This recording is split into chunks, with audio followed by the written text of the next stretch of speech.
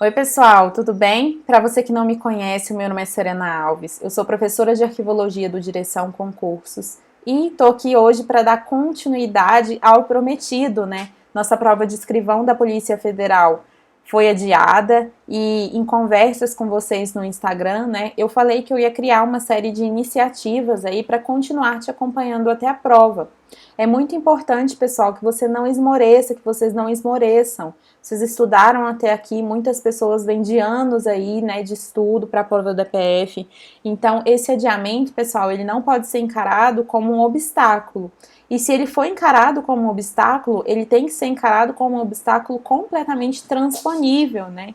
Não é porque houve o adiamento que você tem que parar de estudar, que você tem que deixar de lado, pelo contrário.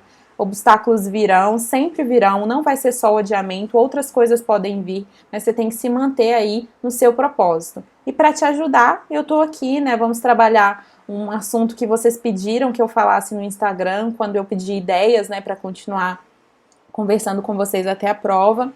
E essa é mais uma iniciativa, além dos simulados, né, que a gente está fazendo, além de resumos que a gente vai fazer também, vou publicar para vocês resumos de assuntos que vocês pediram, né, uma conversa, né, na verdade, o objetivo é realmente manter esse contato, né, para que vocês não desanimem até a prova. E aí, quem sabe, né, uma informação aqui e ali que a professora passa para você, realmente não caia na prova da PF. Então, hoje a gente vai falar aqui sobre o que priorizar em cada conteúdo de arquivologia. Muitas pessoas me pediram no Instagram, professora, fala dentro de cada tema o que você acha que mais cai. Eu queria deixar claro, pessoal, que eu não tô te dando nenhuma fórmula aqui não, tá? Eu não tô falando que vocês têm que estudar só esse tema dentro do que tá no edital. De forma alguma. Eu acho que vocês têm que estudar todo o conteúdo, inclusive o conteúdo completo, né, de arquivologia. O nosso curso, por exemplo, de arquivologia do Direção Concurso tem 15 aulas, né, completamente voltadas para PF. São 15 aulas, mais videoaulas, mais 15 testes de direção, né, que são instrumentos que a gente cria, né, para que você possa responder uma série de perguntas a cada aula para ver se você está apto para passar para a próxima ou não. Além disso, nós temos 9 horas de aulas de questões, né, só de questões de arquivologia da banca CESP, voltadas para o cargo de escrivão, né?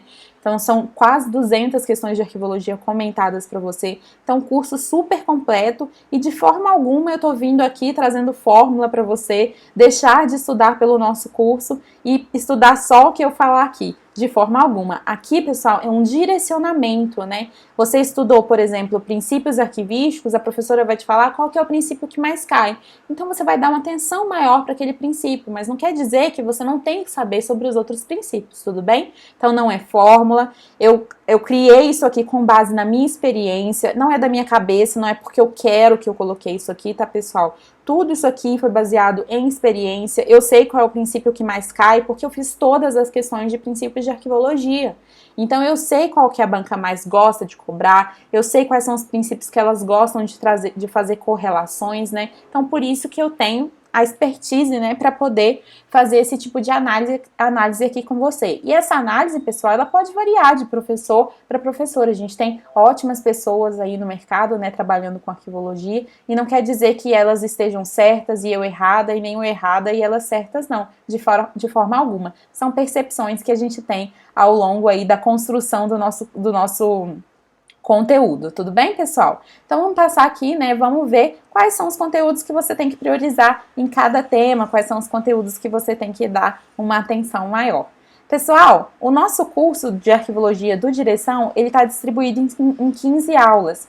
Então, todo o conteúdo do edital está distribuído nessas 15 aulas. Só que por uma questão metodológica, eu distribuí, né, nessa ordem aí. Então, todo esse conteúdo que está aqui nessa coluna é o conteúdo do edital, mas às vezes você pode ver uma palavrinha ou outra diferente, é porque a professora precisou adotar uma metodologia para trabalhar o curso melhor com você, tudo bem? Não faz sentido, por exemplo, eu te ensinar a gestão de documentos se eu não te ensinei os conceitos iniciais de arquivologia.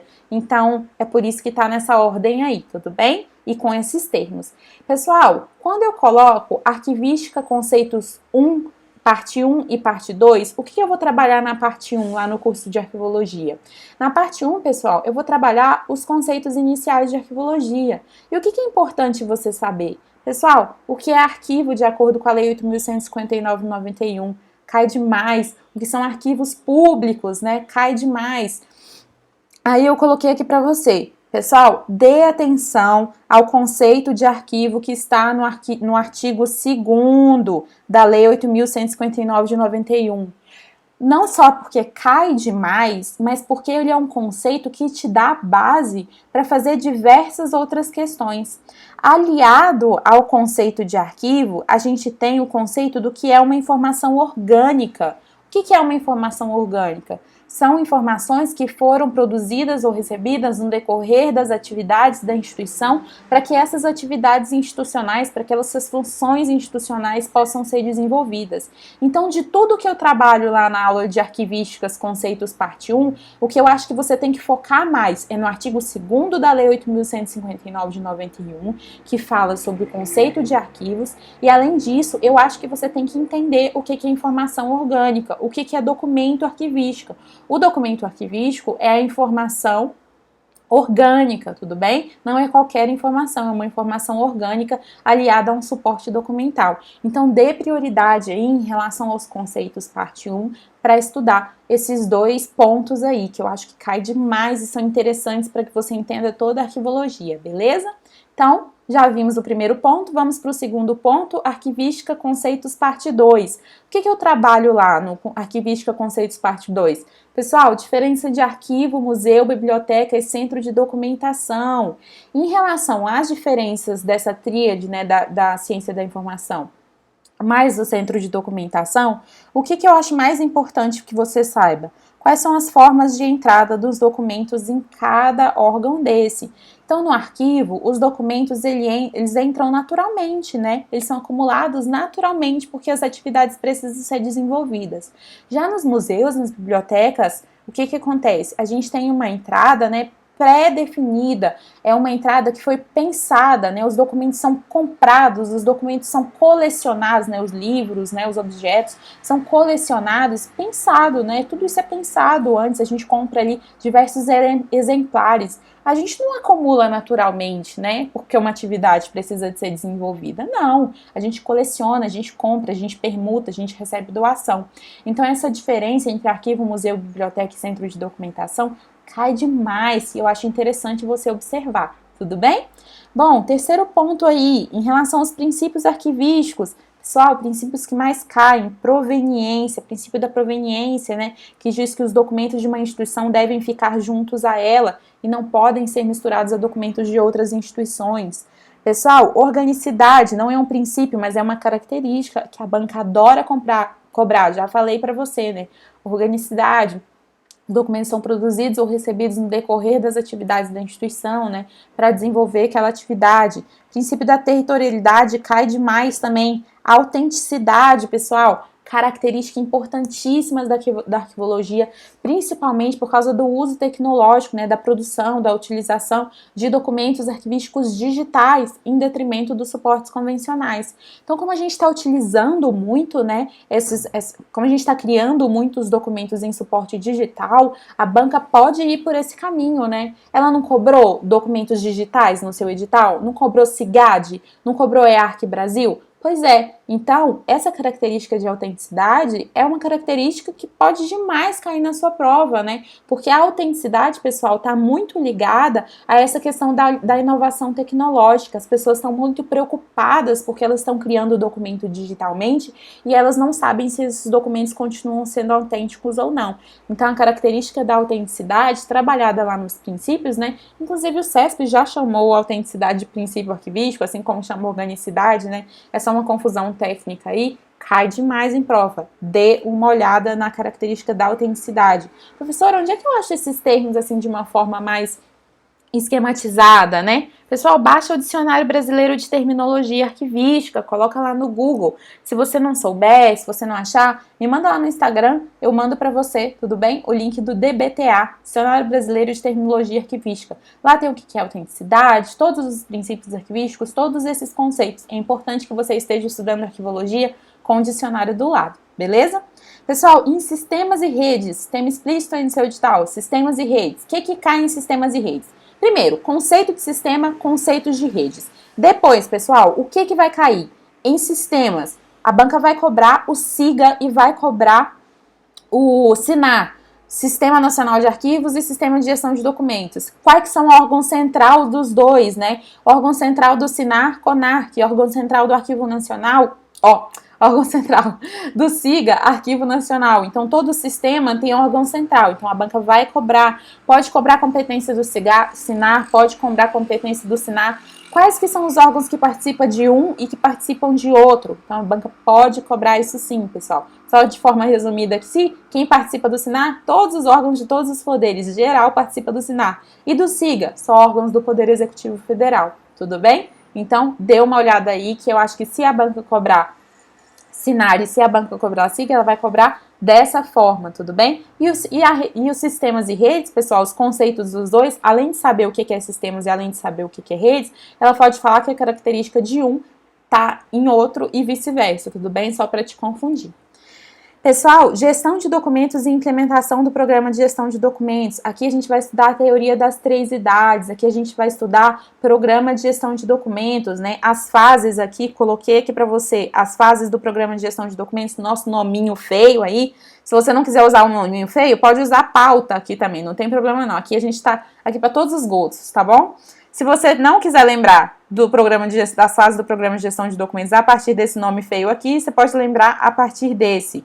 Produção, utilização, tramitação, avaliação e arquivamento. É um programa mais detalhado, né? E produção, utilização e destinação, um programa mais geral de gestão de documentos. Então, cai demais. Além da teoria das 3 idades, né, pessoal? Arquivos correntes, intermediários, permanentes. Como é que é o nome que se dá quando os documentos vão do arquivo corrente para o arquivo intermediário? Transferência. E do arquivo corrente para o permanente? Recolhimento. E do arquivo intermediário para o permanente? Recolhimento. Então, sempre que tem recolhimento, o documento tem como destino final o arquivo permanente. Além disso, valor primário, valor secundário dos documentos, tudo bem? Então, cai demais isso aí. E movimentações é o que eu acabei de falar para você, o que eu acabei de falar da transferência e do recolhimento. Protocolo, pessoal, o que eu acho que é uma tendência de cobrança em protocolo é em relação à etapa de registro, né? A gente tem várias etapas do protocolo, como vocês sabem, recebimento, registro, distribuição, tramitação, recebimento, registro, classificação, distribuição, tramitação e expedição de documentos. E eu acho que a etapa do protocolo que está mais em voga é a etapa de registro, por causa dos sistemas informatizados, né? Então a gente registra como? Trabalhando com os documentos digitais? Por meio dos metadados, né? A gente pega os metadados, que são as informações dos documentos, e registramos ali no sistema de protocolo. Então acho que está em voga essa questão do registro, justamente por causa dessa ação, né, de inserir informações digitalmente, né? Antes a gente tinha um caderninho ali de protocolo, que a gente anotava as informações, e agora a gente tem um sistema, né, de protocolo para controlar ali de forma informatizada a tramitação dos documentos. Então, acho que a etapa de registro aliada a metadados é uma boa pegada para estudar. Pessoal, gestão de documentos parte 2, o que a professora trabalha lá no curso de Arquivologia do Direção? Em gestão de documentos parte 2, a gente trabalha plano de classificação, tabela de temporalidade e a própria eliminação de documentos. Quando eu classifico um documento por meio do plano de classificação, eu tenho um código. Esse código vai me dizer, né, aliado à tabela de temporalidade, por quanto tempo cada documento vai ficar em cada fase do ciclo documental. Se esses documentos serão recolhidos ou se esses documentos serão eliminados para o arquivo permanente. Se esses documentos serão recolhidos para o arquivo permanente ou se eles são eliminados. E se eles são eliminados, como é que funciona esse processo de eliminação? É só jogar fora o documento público? A gente sabe que não é, né? Tem todo um processo aí e a gente vai trabalhar lá a eliminação, né? Vamos falar do termo de eliminação, do edital de eliminação, da lista de eliminação, os documentos que envolvem aí a eliminação pública de documentos. Então, interessante esse tema aí de avaliação, cai demais em prova, principalmente tabela de temporalidade, tá, pessoal? Pessoal, em relação às normas nacionais e internacionais de arquivo, quais são as normas que eu acho que mais caem? Pessoal, ISAD e NOBRAD, a estrutura da ISAD e da NOBRAD caem demais. As outras normas, pessoal, caem, mas cai assim. O objetivo da ISDF é descrever as funções arquivísticas. Ok, entendeu? Ou cobra uma coisa ou outra. Agora, a NOBRAD e a ISAD não. A NOBRAD cobra alimento obrigatório, cobre as áreas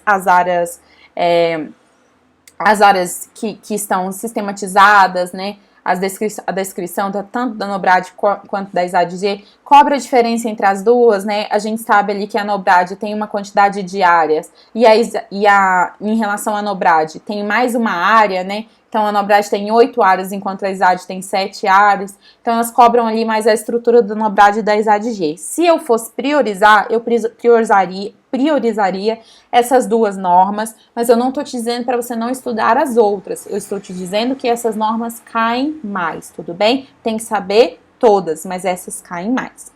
Pessoal, diagnóstico da situação arquivística. O que você tem que saber sobre isso? O que é um diagnóstico, né?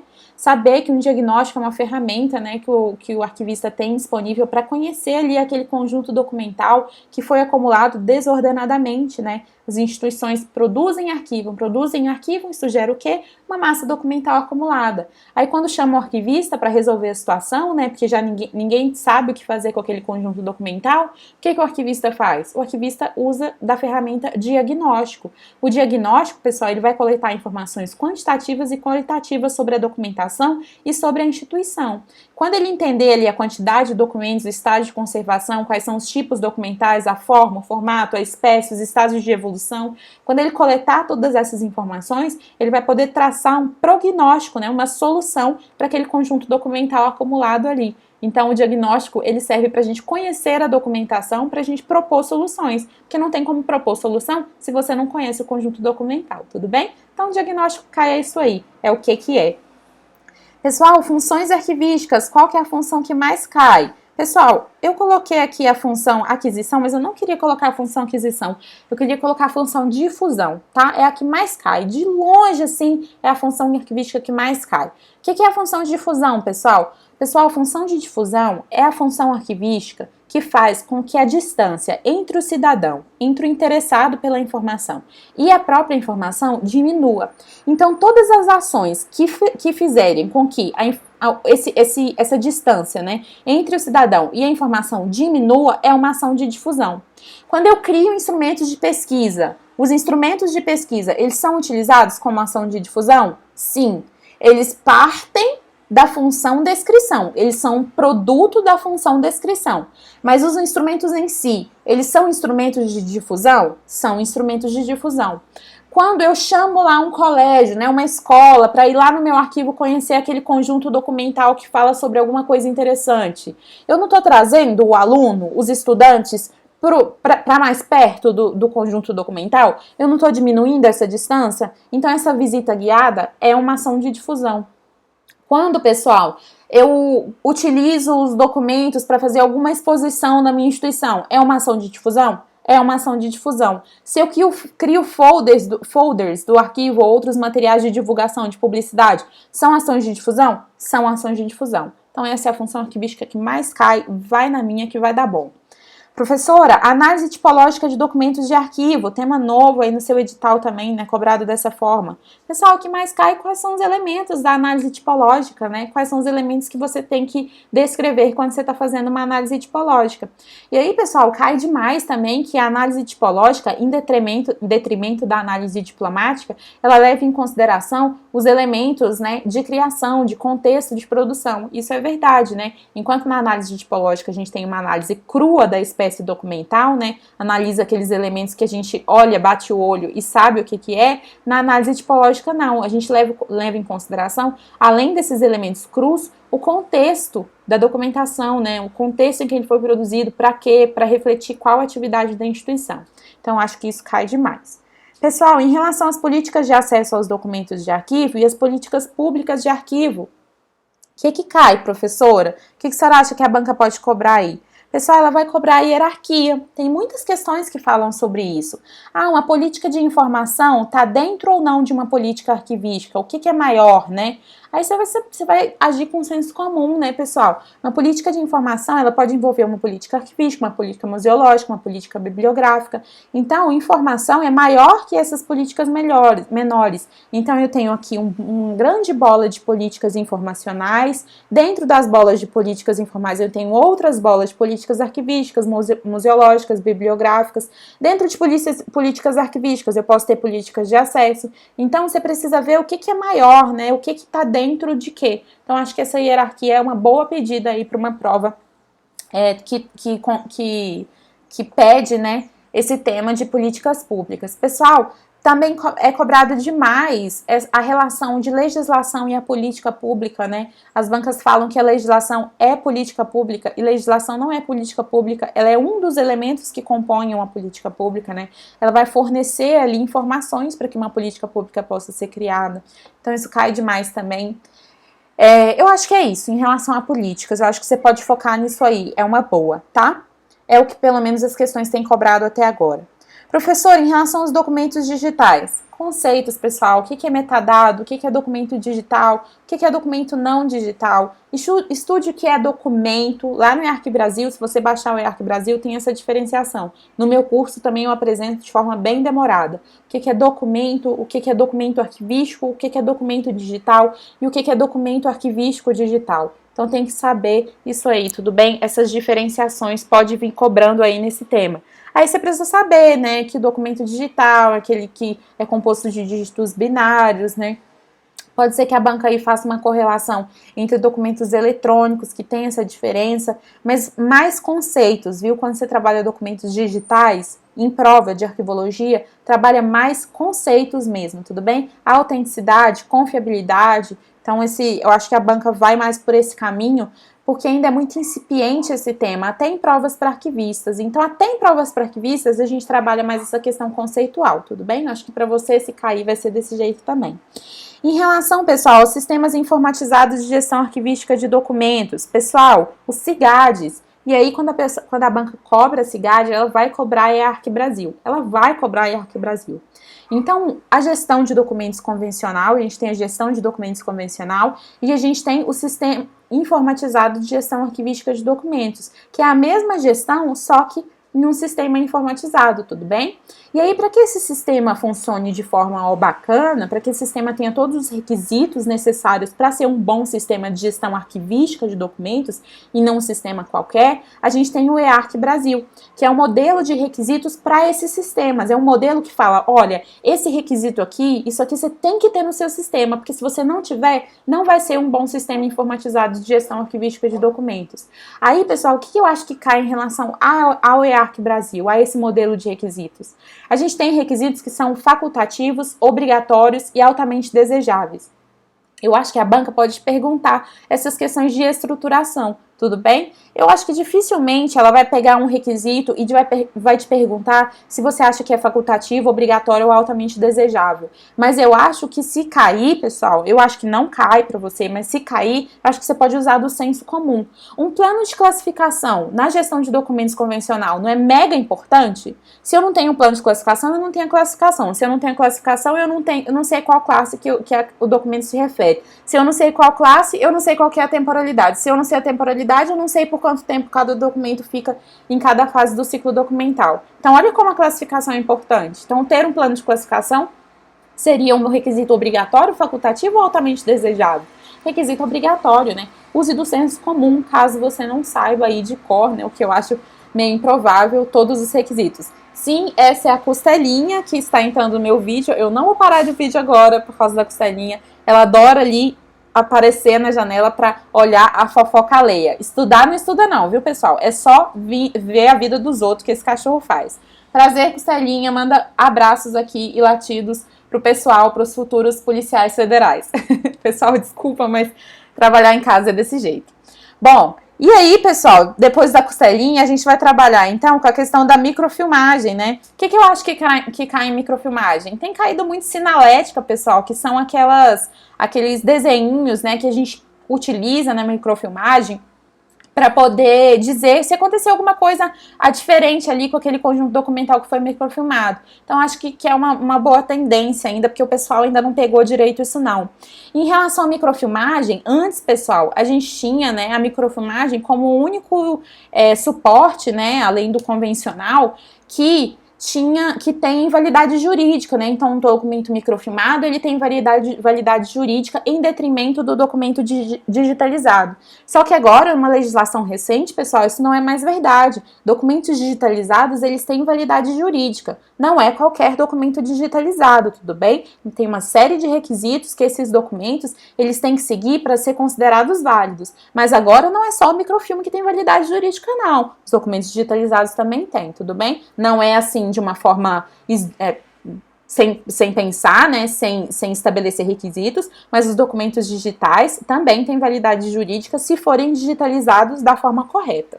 Então, acho que é uma boa pegada isso aí. Não sei se cai, porque é super recente, é um tema meio controverso, né? Os órgãos aí voltados para arquivologia ainda estão trabalhando em cima disso, porque parece que tem uma corrente aí que acha que essa imposição do governo foi meio truculenta, que foi mal pensada essa questão dos documentos digitais terem validade jurídica, como foi colocado na legislação, né? Tem os requisitos lá, mas parece que os requisitos não estão muito claros. Então, acredito que não cai em prova não, mas se cair, né? Esse comparativo aí, você já sabe que os documentos digitalizados agora têm validade jurídica. E aí, pessoal, em relação à legislação arquivística, em relação à Lei 8.159 de 91, que é uma lei super conceitual, pessoal, eu acho que cai conceito de gestão de documentos, o próprio conceito de arquivo que eu já falei para vocês lá em cima, né, o artigo 2º, a questão dos arquivos privados, né, pessoal, arquivos privados que têm características públicas, eles podem ser considerados públicos, então acho que esses conceitos aí da Lei 8.159 é uma boa pedida. Em relação à Lei 2.527, pessoal, a estrutura do pedido de acesso. Então, a pessoa pede lá um pedido de acesso à informação através do Fala BR, né? E aí, esse pedido de acesso à informação vai poder ser respondido em 15 dias, podendo ser prorrogados por mais 10 dias úteis. E aí, se o pedido dela for negado, ela pode entrar com recurso. Aí tem 5 dias para responder esse recurso. E aí, se não for ainda o que ela está achando que deveria ser, ela ainda pode entrar com outro recurso. Tem várias instâncias recursais. Então, acho que essa hierarquia aí que a gente trabalha muito detalhadamente no curso de direção, eu acho que é uma boa pedida aí para a cobrança da Lei 2.527 de 2011. Além disso, os níveis de sigilo, né, ultrasecreto, secreto e reservado, com os seus respectivos prazos máximos, 25, 15 e 5 anos. Pessoal, como eu falei, o meu objetivo aqui é colocar pontos que eu acho que são mais importantes em cada tema. Não é para você estudar só isso, pelo amor de Deus. Estude o curso completo, dá tempo de iniciar do zero, tem muito tempo até a prova. Mas você que já tá, né, com um conteúdo já bem sedimentado, que já treinou bastante, já terminou todo o nosso curso, você tem condições de priorizar. Aí prioriza isso aqui, eu acho que é uma boa pegada. Eu não tô falando, não tá escrito em pedra, como diz um amigo meu, não está escrito em pedra o que eu estou falando aqui. É só uma percepção que eu tenho em relação ao que vem sendo cobrado em arquivologia ao longo dos anos.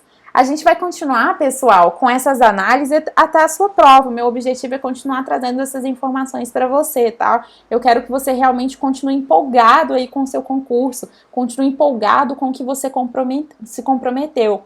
E aí, eu espero que quando a prova da PF passar, que você vê o seu nominho lá, você fala, caramba, que massa! Eu gostei tanto da minha caminhada, quanto eu tô gostando do resultado da minha caminhada. O bom concurseiro, pessoal, o bom concurseiro que passa, percebe isso no final. Ele dá tanto valor pro cargo que ele recebeu, quanto pela caminhada que ele desenvolveu ao longo do tempo. É isso que eu senti, é isso que eu continuo sentindo, e eu espero que vocês tenham o prazer de poder sentir essa sensação também, tá bom? Eu tô aqui continuando torcendo por você, vou continuar trazendo conteúdos, me segue no YouTube, me segue no Instagram, ativa o sininho no YouTube para receber as mensagens, façam os simulados. Tô aqui torcendo, tá? Espero que vocês tenham bons resultados aí no simulado. E vamos focar aqui nesses pontos que eu coloquei pra você, tá bom? Um abraço e até a próxima!